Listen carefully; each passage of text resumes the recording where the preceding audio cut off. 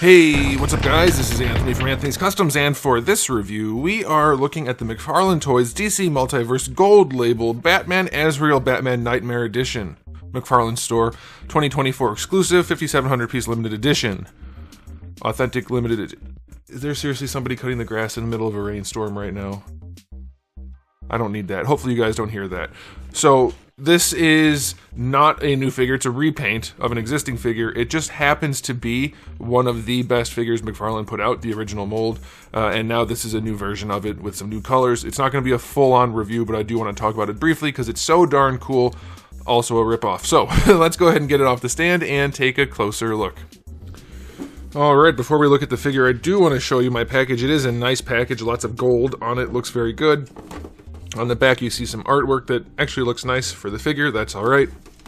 I'm just going to show you the insides a little bit because it does look lame with the figure not in there, but with the figure in there it's really cool. It's plenty displayable. You get the card here, a base here, and the figure just, it looks really nice. So I mean, I'm not the type of person to display things in a package like that, but some of you are, and if you are, then it is a good one.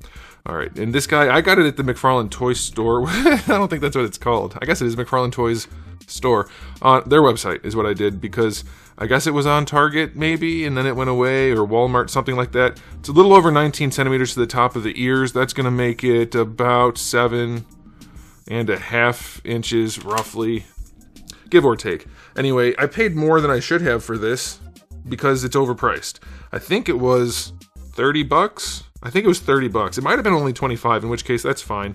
Either way, it's a straight up repaint with no accessories really to speak of, so it's, in a way, a ripoff.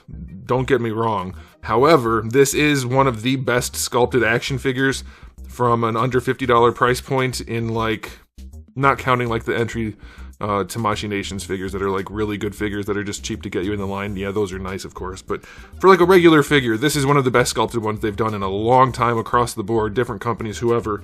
It's one of the best looking figures, and this repaint is darn cool, so I had to have it. That's really all there is to it.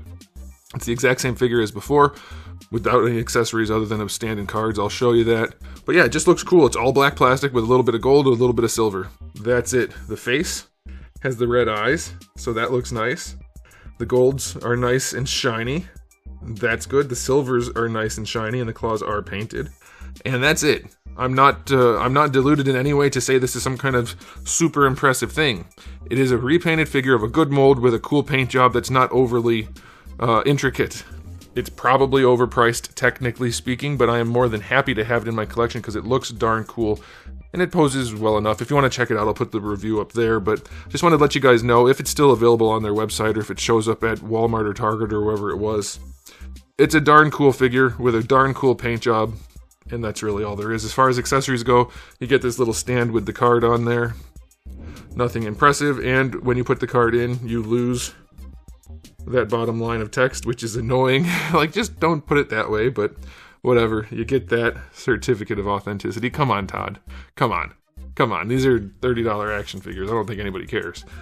And then you get this stand, which is not a bad stand. If you're going to do a stand, this is an alright one. It's not super well done, but it's fine. It looks like the figure would have to stand off-center. Yeah, I hate that they do that. These companies never pay attention.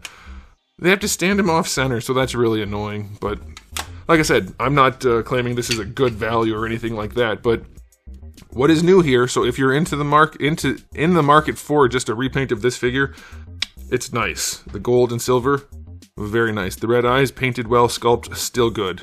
Could it use a little bit more paint? Sure, but this is going to look awesome on your shelf as one of the best looking $20 to $25 figures that they've had in like 5 years, probably. Any company. It's really good looking.